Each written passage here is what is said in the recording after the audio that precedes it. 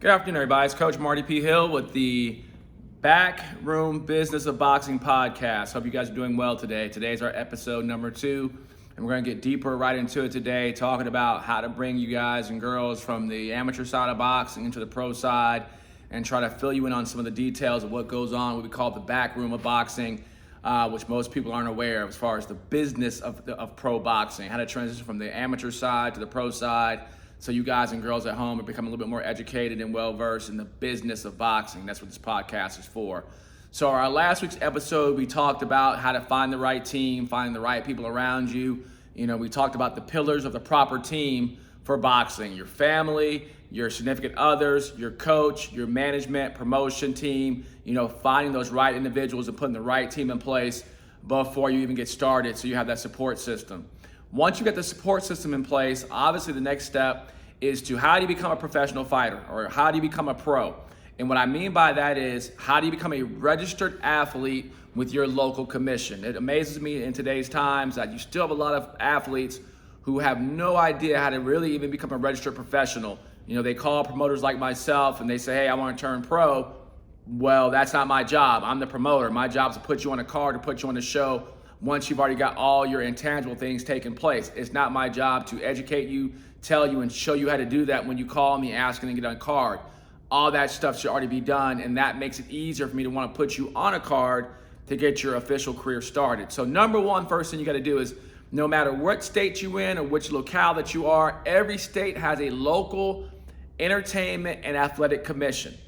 I repeat, an entertainment and an athletic commission. I'm based here in Georgia.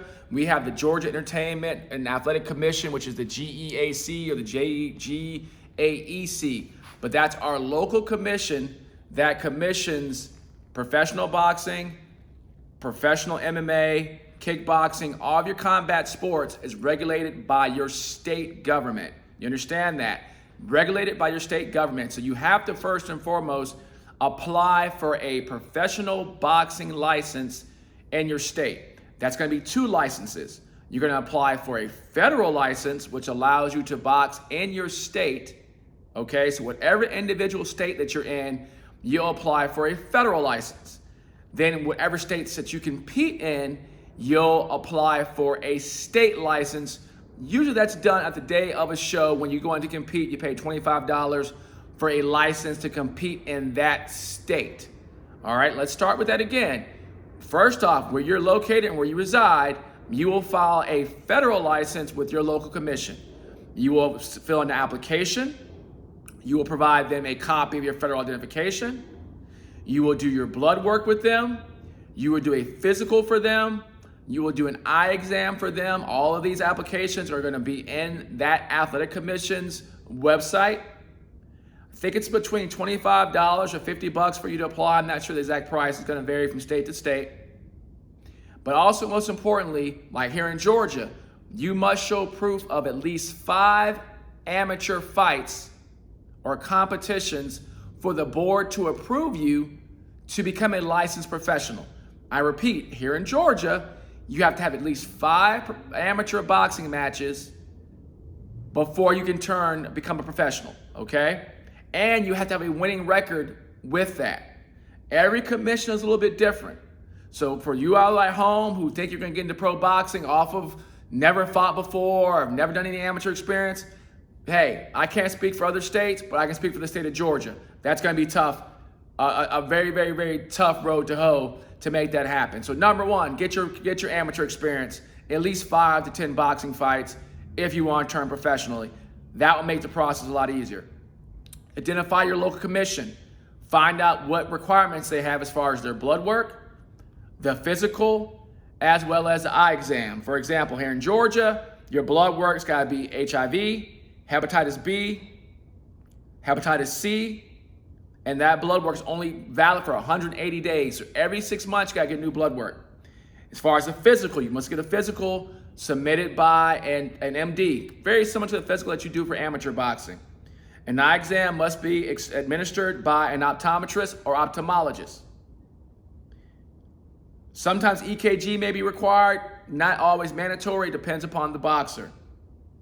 Same thing with radiology. Sometimes it may be required, depends upon the fight, the commission, where the location is. I can tell you this, commissions in California, New York, New Jersey can be a lot more stringent when it comes to EKGs and CAT scans and things of that nature. So be mindful of that. Also, when you're looking to fight in certain states, certain commissions might require a little bit more than others.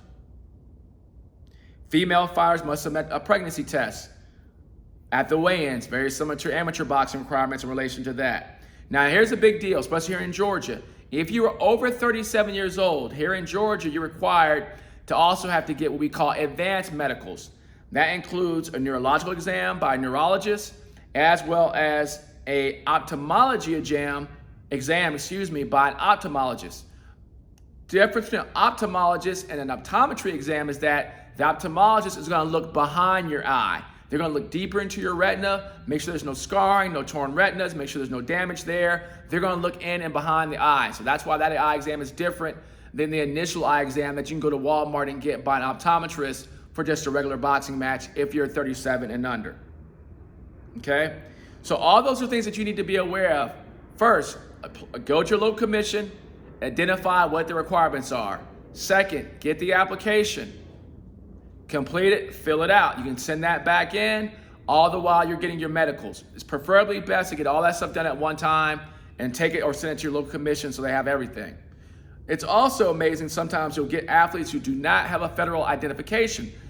If you do not have a federal ID, you will not be able to box in that state. So you need to make sure you have a driver's license, identification card. I know things happen, but you need to make sure you have an ID, because if you don't have an ID, that's going to stop you right there from getting a federal license with your state and a state license. All right. So we went over a couple of things today really quick. Again, number one, identify the commission and your state. Number two, find out what the requirements are as far as how many bouts you need to have as an amateur. Number three, find out the medical, the eye, and all those requirements. Get those done, complete it, put on those forms, get your eyes done, the medical's done, blood work, physical, compile all that stuff back in. Last but not least, if you are not in BoxRec, that is the link that all the commissions utilize to store your boxing record, your information, your manager, your promoter, how to get in contact with you. All that stuff is in BoxRec. That's BoxRec.com.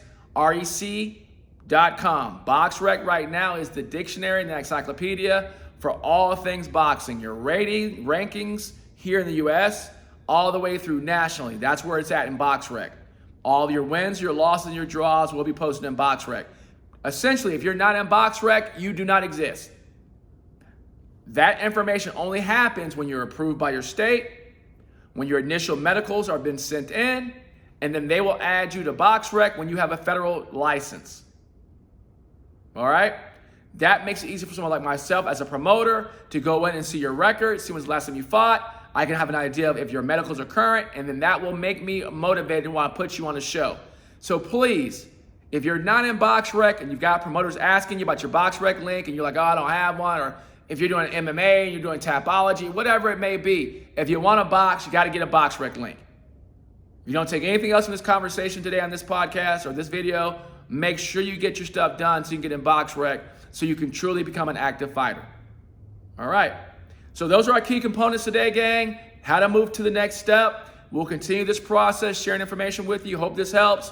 Please share, comment, and ask questions as we're building this platform to truly help the progression of amateur fighters move into the pro ranks and understand the backroom business of the sport of boxing. This is Coach Marty P. Hill in Atlanta, Georgia with Sweet Science Fits Boxing Club. Stay tuned and continue to watch our page.